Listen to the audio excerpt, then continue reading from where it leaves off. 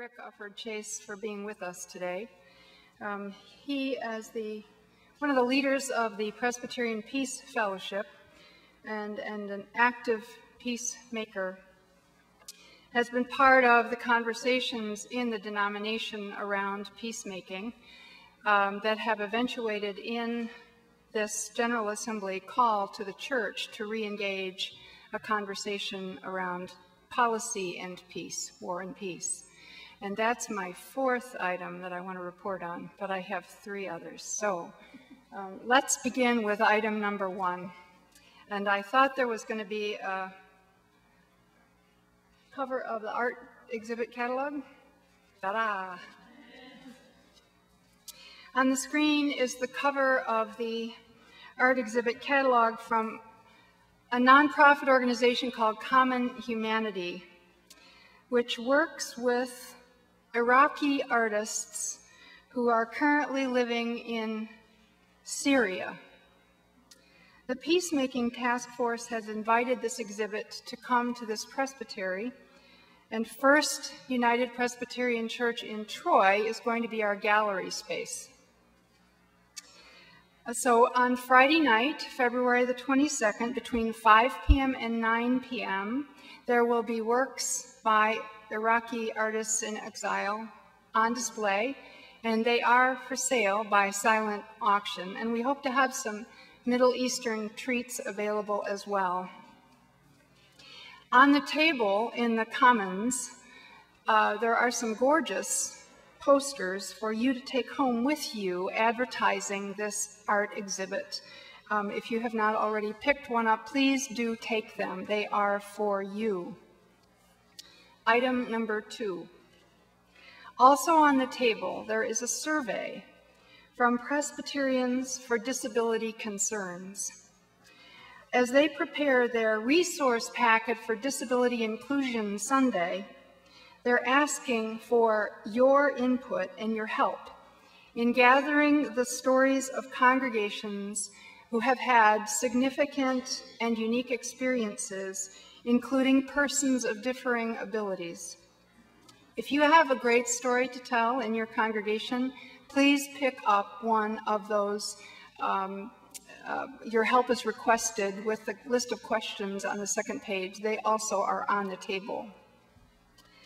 Item number 3 is just a piece of information, and that is that the Peacemaking Task Force voted a $300 scholarship to be made available through CRTC for a person to attend Ecumenical Advocacy Days in Washington, D.C., April 5th through 8th. So if you are interested in going to that event and need scholarship help, there is at least that much money available through CRTC. And finally, number 4. The 2012 General Assembly extended to all of you an invitation from the Peace Discernment Steering Team to participate in a time of discernment, looking at peacemaking and nonviolence in the 21st century. You individually and corporately are invited into a time of study and reflection on the root causes of violence and responses to it, and on peace, justice, and ministries of peacemaking and justice seeking that honor the gospel, that honor the history of our church, and the movement of the Holy Spirit as the church attempts to live into Christ's command, not only to love our neighbors, but also to love our enemies as well. On the table, in the Commons, are 2 different ways to accept this invitation. Option A is that each congregation can engage this process as a congregation, and there are specific instructions on how to do that for you to take home and to follow, including the links to the documents you will need on our church's peaceusa.org website. Option B, the Peacemaking Task Force is inviting any and all of you to come to Union Presbyterian Church in Schenectady on Saturday, April the 13th from 9 to 3, with lunch provided. We will have guest facilitators to help from the steering team, we hope, but each person who comes must have read the interim report beforehand, which is available again on the church's website. And you will need to make a reservation for lunch so that we have enough facilitators and food for all of you. And Sue Bramer at the Presbytery office has graciously agreed to take the reservations. We will gather that day and divide up into groups of 8 to 10. The questions are provided in the facilitator's guide.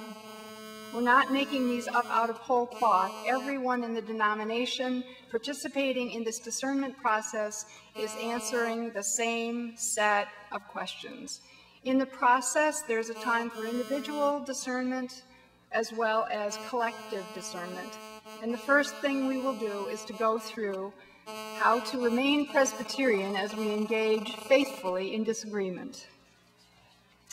So, here's the process. You read the interim report, you gather with 8 to 10 Presbyterians, you review how to be faithful during disagreement, you engage in individual discernment around prepared questions, and then you discuss other prepared questions as a group, using a process of mutual invitation.